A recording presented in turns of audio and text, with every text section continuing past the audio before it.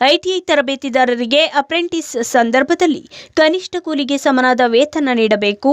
ITI ತರಬೇತಿ ಪಡೆಯಲು ಬರುವವರಲ್ಲಿ ಬಹುತೇಕರು ಗ್ರಾಮೀಣ ಪ್ರದೇಶದವರಾಗಿದ್ದು ಆರ್ಥಿಕವಾಗಿ ಹಿಂದುಳಿದಿದ್ದು ಅವರಿಗೆ ಸಹಾಯವಾಗುವಂತೆ ತರಬೇತಿ ಹಂತದಲ್ಲಿ ಯೋಗ್ಯ ರೀತಿಯ ಶಿಷ್ಯ ವೇತನ ನೀಡಬೇಕೆಂದು ಎಐಟಿವೈಒ ಯುವಜನ ಸಂಘಟನೆಯು ಆಗ್ರಹಿಸುತ್ತಿದೆ.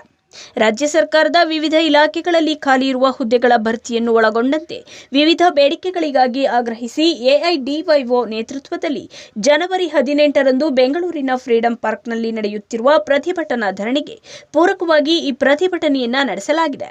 ಈ ಪ್ರತಿಭಟನೆಯಲ್ಲಿ ವಿವಿಧ ಕಾಲೇಜಿನ ಐಟಿಐ ವಿದ್ಯಾರ್ಥಿಗಳು ಮತ್ತು ಸಂಘಟನೆಯ ಜಿಲ್ಲಾ ಉಪಾಧ್ಯಕ್ಷರಾದ ನಿರಂಜನ್, ಕಾರ್ಯದರ್ಶಿ ಸುಮಾ, ಜಂಟಿ ಕಾರ್ಯದರ್ಶಿ ನೀತುಶ್ರೀರವರು ಭಾಗಿಯಾಗಿದ್ದಾರೆ.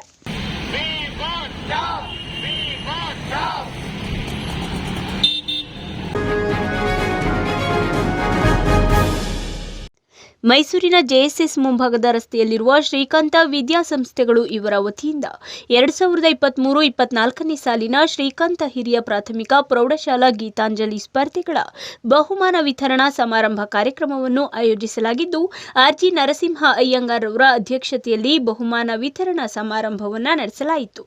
ಇನ್ನು ಕಾರ್ಯಕ್ರಮದಲ್ಲಿ ಮುಖ್ಯ ಭಾಷಣವನ್ನ ಮಾಡಿದ್ರು ಡಾಕ್ಟರ್ ರಚನಾ ನಾಗೇಶ್ ರವರು ಹಲವಾರು ವಿಚಾರದ ಬಗ್ಗೆ ಮಾತನಾಡಿ ಮಕ್ಕಳಲ್ಲಿ ಕಲಿಕೆಯ ಬಗ್ಗೆ ಸ್ಫೂರ್ತಿಯನ್ನ ತುಂಬಿದ್ದಾರೆ.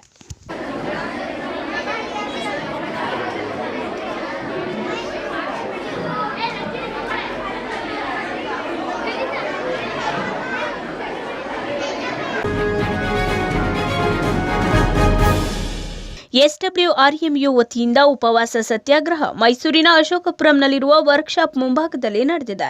ಎನ್ಪಿಎಸ್ ರದ್ದು ಮಾಡಿ ಒಪಿಎಸ್ ಜಾರಿ ಮಾಡಿ ಎಂದು ಆಗ್ರಹಿಸಿದ್ದಾರೆ ಪ್ರತಿಭಟನಾಕಾರರು.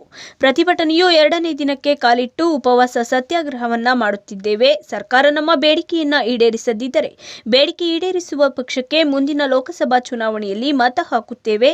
ಸರ್ಕಾರ ಲೋಕಸಭಾ ಚುನಾವಣೆಗೂ ಮುನ್ನ ನಮಗೆ ಸಿಹಿ ಸುದ್ದಿಯನ್ನ ನೀಡಲಿ ಎಂದು ಬಯಸುತ್ತೇವೆ ಎಂದು ತಿಳಿಸಿದ್ದಾರೆ.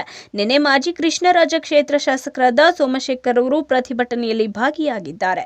ಇಂದು ಹಾಲಿ ಚಾಮರಾಜ ಕ್ಷೇತ್ರದ ಶಾಸಕರಾದ ಹರೀಶ್ ಗೌಡರವರು ಭಾಗಿಯಾಗಿ ಮುಂದಿನ ದಿನಗಳಲ್ಲಿ ನಮ್ಮ ಬೇಡಿಕೆಯನ್ನು ಸರ್ಕಾರ ಈಡೇರಿಸದಿದ್ದರೆ ರೈಲನ್ನು ತಡೆಯುತ್ತೇವೆ ಎಂದು ಕೇಂದ್ರ ಸರ್ಕಾರಕ್ಕೆ ಎಚ್ಚರಿಕೆಯನ್ನ ನೀಡಿದ್ದಾರೆ ಪ್ರತಿಭಟನಾಕಾರರು.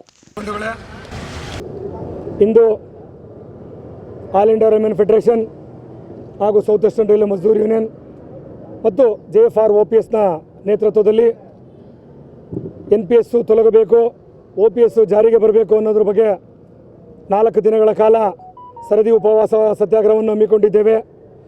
ಅದರಲ್ಲೂ ಇವತ್ತು 2ನೇ ದಿನದ ಉಪವಾಸ ಸತ್ಯಾಗ್ರಹ. ನಮ್ಮ ಕಾರ್ಮಿಕರು ಹೆಚ್ಚಿನ ಸಂಖ್ಯೆಯಲ್ಲಿ ದೇಶಾದ್ಯಂತ